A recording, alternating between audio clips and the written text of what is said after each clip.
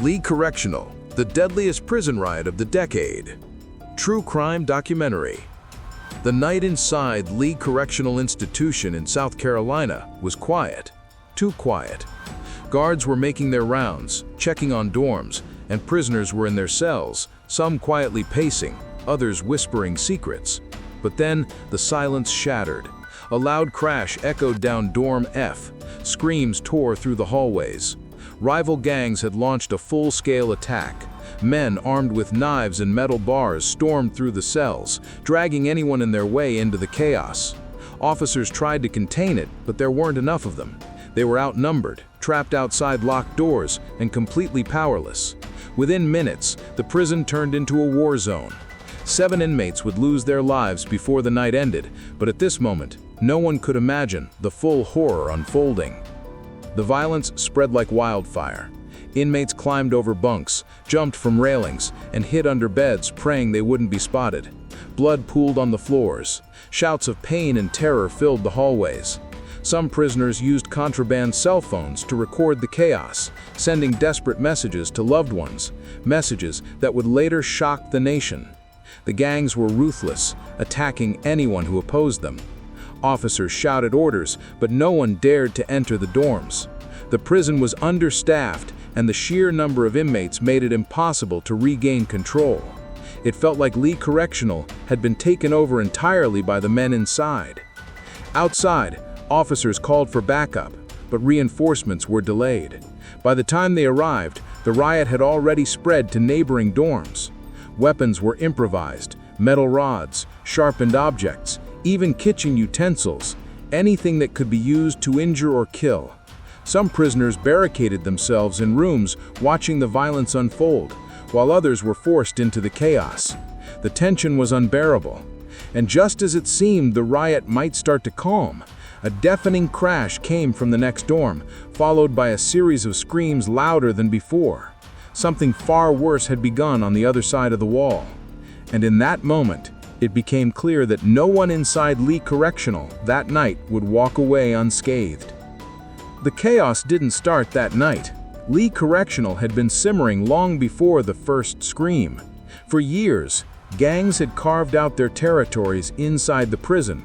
Dorms were controlled by rival groups, and many correctional officers admitted they feared stepping into certain units.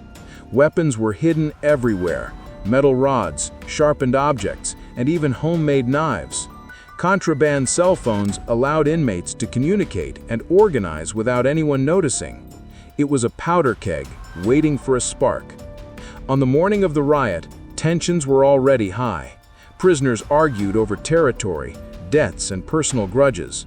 Officers tried to separate the most dangerous inmates, but there were too many and too few guards. The understaffing meant the gangs had free rein. By nightfall, rivalries that had been boiling for months exploded into full-scale violence. The first crash, the screams, the chaos. It was all the result of a system pushed past its breaking point. As the riot spread, some officers were trapped in small guard booths, helpless as inmates broke out and overran entire sections.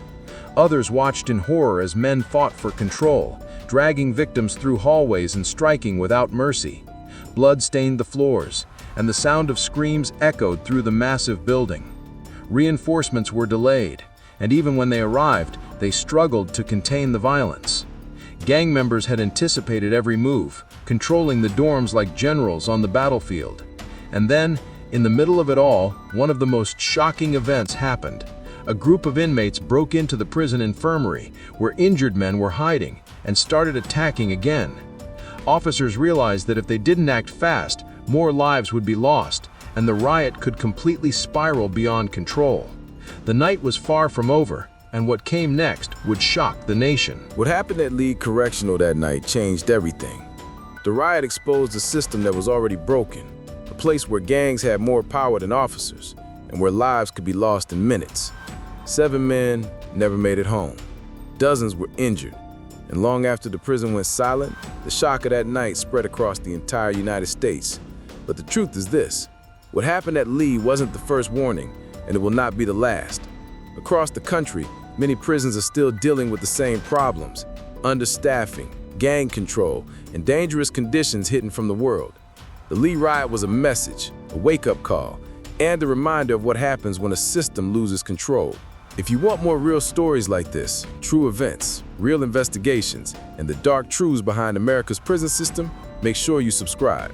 Your support helps bring these hidden stories to light. Thank you for watching, and stay safe.